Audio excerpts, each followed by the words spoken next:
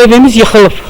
Həmişə biz evdə olmayanda maması təhlükdə başa salırdı da. Bakıya gedib imtahan verməyə, imtahandan kəsilib, elə bil pisikib, özünə qapanıb. Belə Allah şeytana nəhlət eləsin də, gəlib olubdur da, nəsə olubdur. Elə bil dedi, oğlum mamasını vurub, çəkişlə vurub, yıxılıb.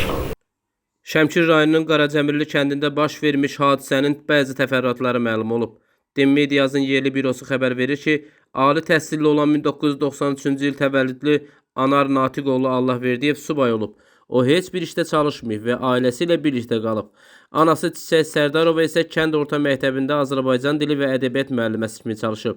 Yaşla bağlı ötən ildən təqaüdə çıxıb. Anar Allahverdiyevin atası və iki qardaşı isə kənd təsərrüfatı ilə məşğul olurlar.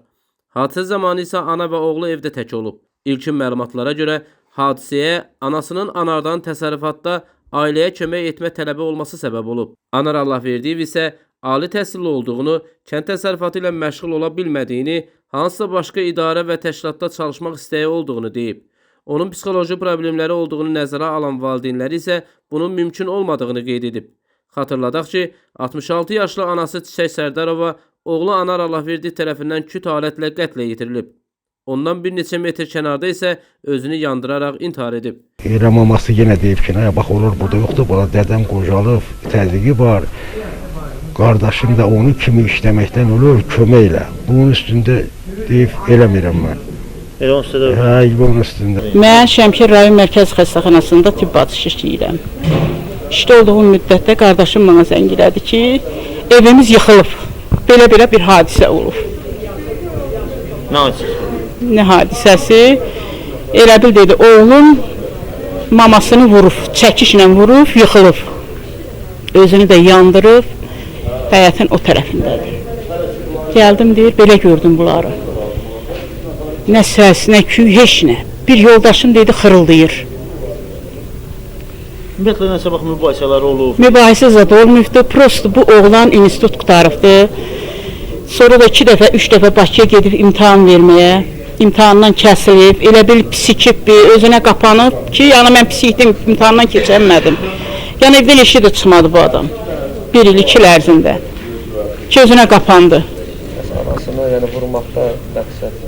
Anasını da bilmirəm valla. Ana da orada qav yuduğu yerdə, yəqin beyninə nəsə yerləşib da. Qav yuduğu yerdə buradaca, piyaninlə yanında. Başına vurub çəkişlə. Sonra da gedib özünü yandırıb. Ümumiyyətlə, əvvəllər məsələn, xasiyyətin davranışında bir fərqlilik? Heç nə yox. Elə bir adam institut oxuyardı mı? Yox, sonradan da yəni belə deyirsən, Sonradan deyirəm də, yəni belə bir pisikli imtahanına 2-3 dəfə kəsildi. Özünə qapandı bu uşaq ki, mən niyə kəsildim? Bu cür imtahan, məktəb oxumuşam, mən kəsildim. Başqa bir kəndimizdə Ağsaqqal kişi rəhmədə getmişdi, qəbirstanlıqdaydıq. Orada eşitdik ki, belə bir hadisə var da. Hadisə bizim qapı bir qonşumuzdur.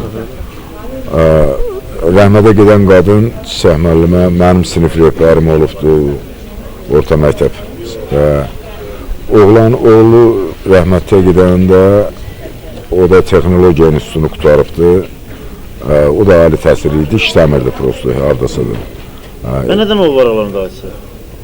Yəni, yaxşı hal olurlar, bunların əsası çıxmayıb, bir şey olmayıbdır. Prosto sadəcə olaraq, belə Allah şeytana nəhlət eləsin də, gəlib olubdur da, nəsə olubdur. Səbəb nə kimi bəbinin? Səbəb bilinmir, mən bilmirəm. Onu ancaq öz ailəsində olan adamlar bilər. Nə ilə vurub? Dəmirlə vurur, nəylə vurur, sonra da görür ki, anasını belə eləyib, sonra da özünü eşitdiyimə görə benzin töküb özünü öldürür, yandırıb öldürür. Harada yandırıb özünü? Qapıda. Evdə, hə. Bəli.